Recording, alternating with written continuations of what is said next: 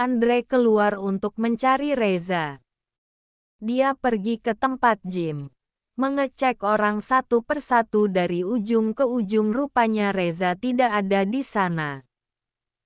Andre pun mencoba mencari ke tempat lain, yaitu ke tempat bermain golf. Dan ternyata Reza tidak ada di sana juga. Sampai malam tiba, Andre sampai mencari Reza ke tempat klub. Karena di tempat itu gelap, hanya ada lampu remang-remang, akan semakin sulit mencarinya. Tetapi Andre tidak menyerah begitu saja.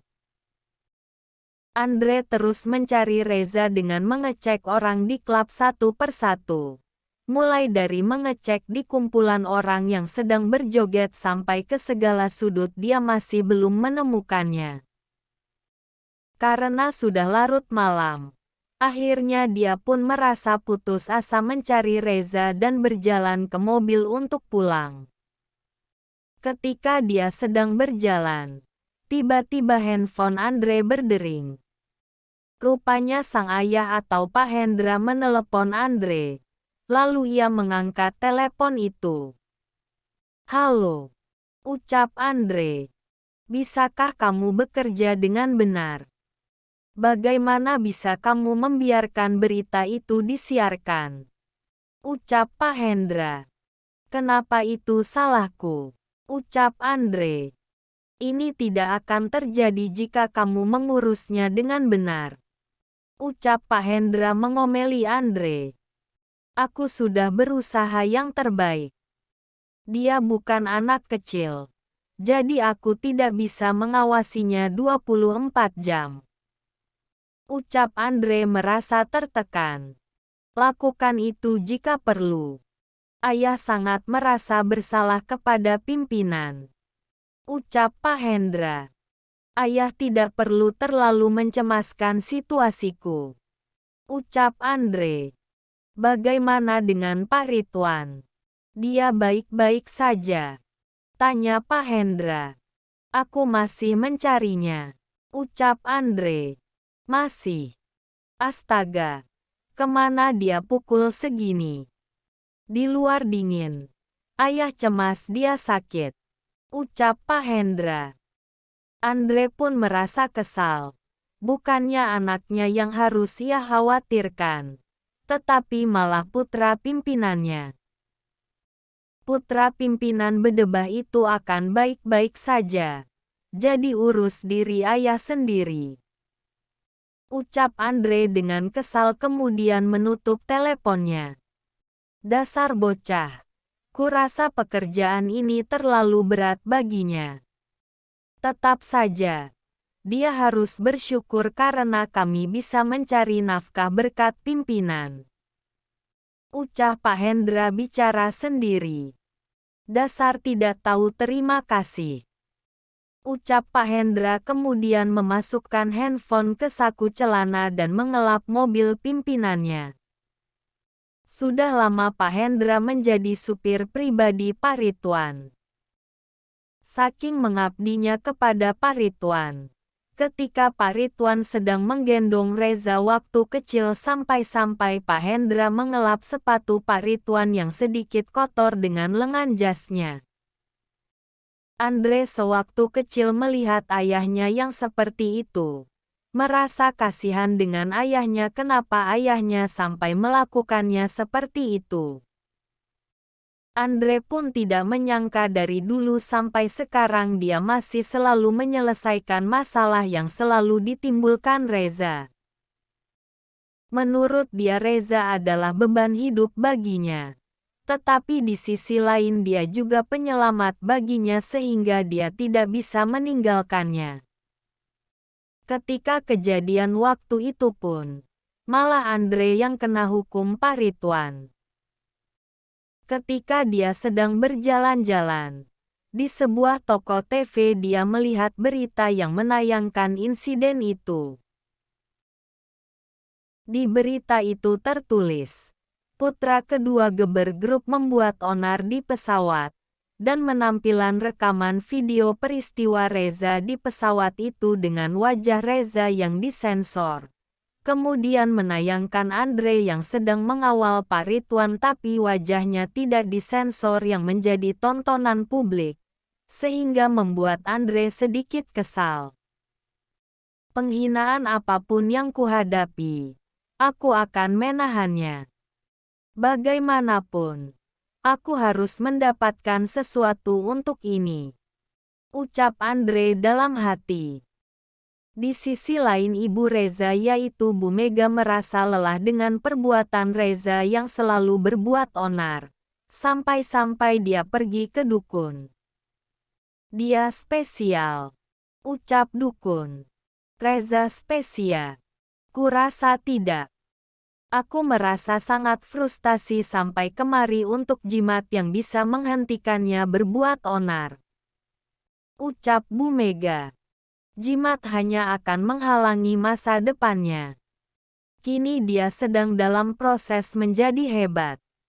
Orang-orang menganggap Einstein bodoh saat dia kecil.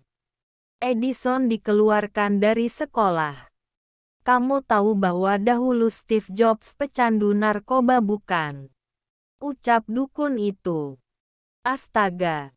Jobs pernah menjadi pecandu narkoba. Ucap Bu Mega terkejut. Aura positif dan negatifnya seimbang. Dia terlahir dengan keberuntungan sosial, kekayaan, dan segalanya. Jangan terlalu cemas dan tenanglah. Ucap dukun. Di suatu tempat, terlihat Reza sedang menikmati mie kuah dan beberapa lauk. Sampai-sampai menyeruput kuah mie di mangkok itu hingga habis tak tersisa. Bagaimana caraku membujuknya? Aku harus mengawalinya dengan benar, agar dia tidak merasa terganggu. Ucap Bella sambil mondar-mandir di belakang Reza yang sedang makan mie. Kemudian Bella menghampiri Reza yang sedang makan dan duduk di sampingnya. Sebenarnya, ini tidak akan berhasil. Dia berdebah kasar dan jahat. Aku akan berbicara dengannya karena situasimu sulit, tapi jangan terlalu berharap. Ucap Bella ke Reza. Ngomong-ngomong Bella, bolehkah aku tambah? Ucap Reza. Enak bukan? Ucap Bella sambil menyiku Reza.